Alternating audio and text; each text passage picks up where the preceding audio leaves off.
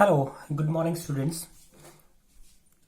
आज हम बात कर रहे हैं क्लास प्लस वन के लिए, मैथ्स के लिए। जो ये वीडियो है ये हमने जो हमारा पहला टॉपिक बन रहा है प्लस वन मैथ्स के लिए, उसके लिए मैंने ये वीडियो बनाई है।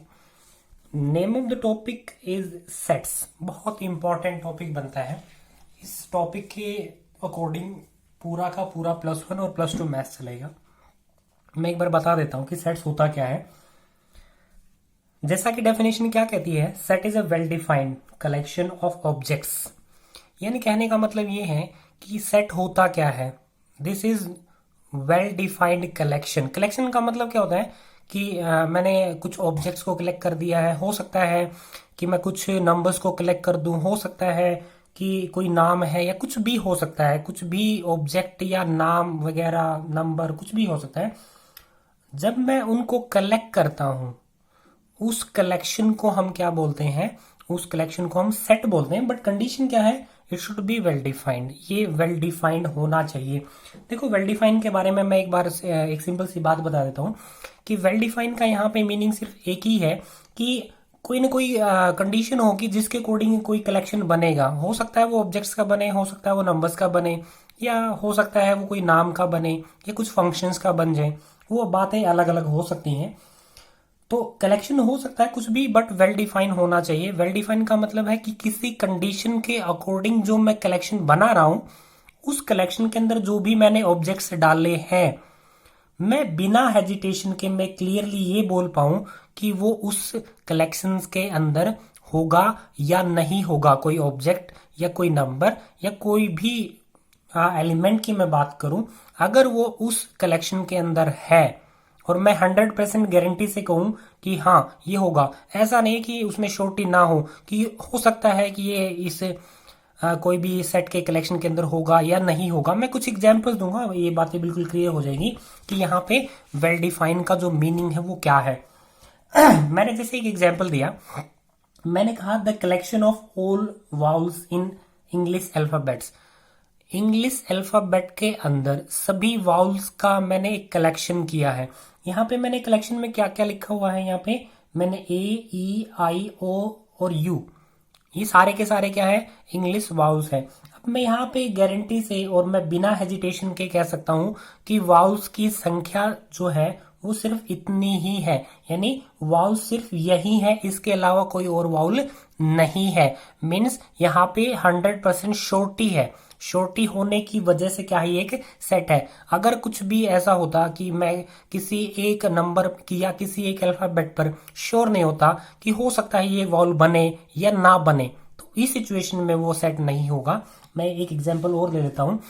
मैंने क्या कहा, the collection of reverse in India. India के अंदर जितनी रिवर्स है वेल डिफाइंड है। वेल डिफाइंड क्यों है, क्योंकि मैं श्योरिटी से बता सकता हूँ कि इंडिया के अंदर जो है रिवर्स की संख्या जो है वो कितनी है और वो कौन कौन सी है। इसमें कोई कंफ्यूजन नहीं होगी, और कंफ्यूजन नहीं होने की वजह से, हेजिटेशन ना होने की रीजन से ये एक सेट है।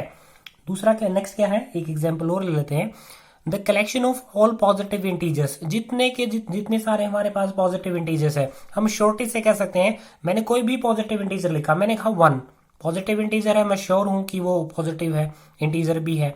मैंने कहा 2, वो भी पॉजिटिव इंटीजर, श्योरिटी है। यानी वहां पर हमारे पास कोई भी किसी भी तरह की हेजिटेशन नहीं है, और ऐसा नहीं होने की वजह से इस तरह के कलेक्शंस को हम क्या बोलते हैं, सेट बोलते हैं। मैं एक एग्जांपल और दे देता हूं जिससे क्लियर हो जाएगा कि सेट होना और न होने में डिफरेंस क्या है। मैंने कहा the collection of interesting topics in mathematics. ये एक सेट नहीं है। क्यों नहीं है, मैं उसके लिए आपको क्लियर कर रहा हूं।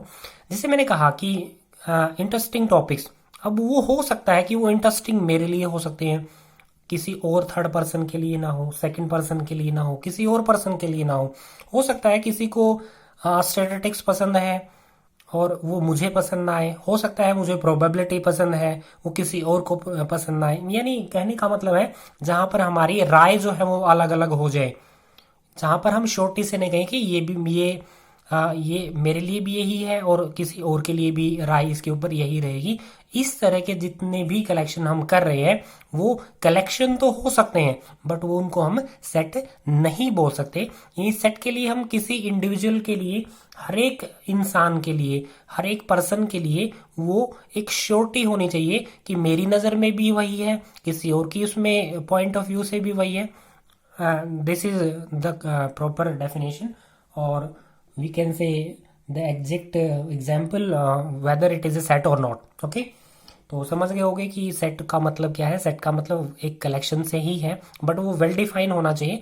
वेल डिफाइन का मतलब है कि बिना हेजिटेशन के मैं श्योरिटी से कह पाऊं कि जिस कंडीशन के अकॉर्डिंग मैंने एक कलेक्शन किया है वो एक वेल डिफाइंड है, उसमें श्योरिटी है कि जो भी उसके अंदर नाम या नंबर या अल्फाबेट या कुछ भी लिया गया होगा वो श्योरिटी से उसके अंदर होंगे, उसको हम क्या बोलते हैं, well defined. Okay, I think set की जो डेफिनेशन है वो क्लियर हुई होगी। नेक्स्ट जो हमारा टॉपिक है वो है रिप्रेजेंटेशन ऑफ सेट, यानी सेट को रिप्रेजेंट करने के जो तरीके हैं वो कितने तरह के होते हैं।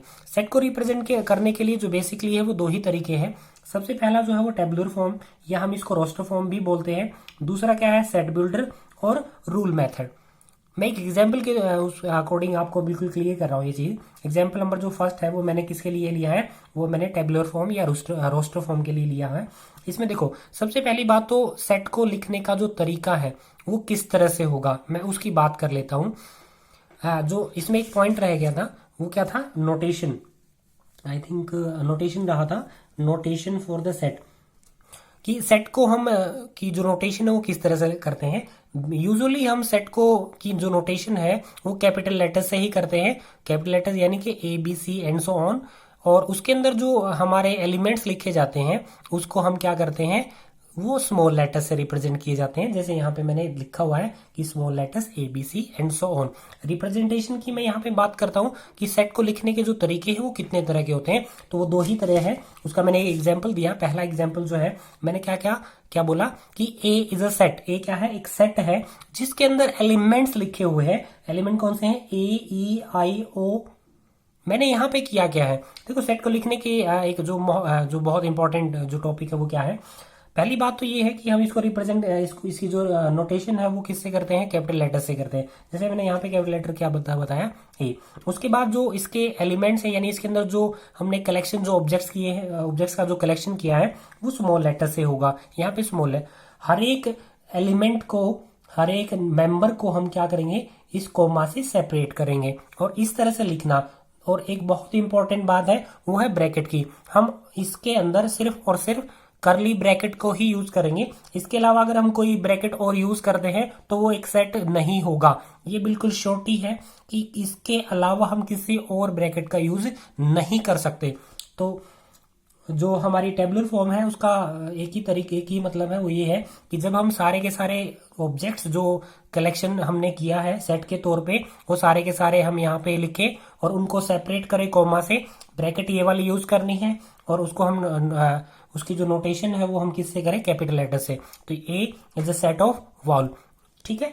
तो ये पहली टाइप थी टेबुलर फॉर्म। दूसरी जो है वो क्या है, सेट बिल्डर, और उसको हम रूल मेथड भी बोलते हैं। इसके अंदर हम करते क्या है, जैसे मैंने कहा ए इज अ सेट किसका है, इसके अंदर मैंने एक्स लिखा हुआ है और उसके बारे में मैंने बता दिया कि एक्स क्या है। यानी देखो हम क्या करते हैं, सारे के सारे एलिमेंट्स लिखने की बजाय हम उसको एक वेरिएबल से रिप्रेजेंट कर देते हैं कि वो एक्स क्या है, वो इन सभी एलिमेंट्स को रिप्रेजेंट कर रहा है। और उसके बारे में मैंने डिटेल में बता दिया कि एक्स क्या है, it is a vowel in English alphabet. I think ये दोनों चीजें आपको क्लियर हुई होंगी। तो आपका जो होमवर्क है वो क्या है, we need to do first 3 questions of exercise 1.1 of elements book. Thank you. Have a nice day.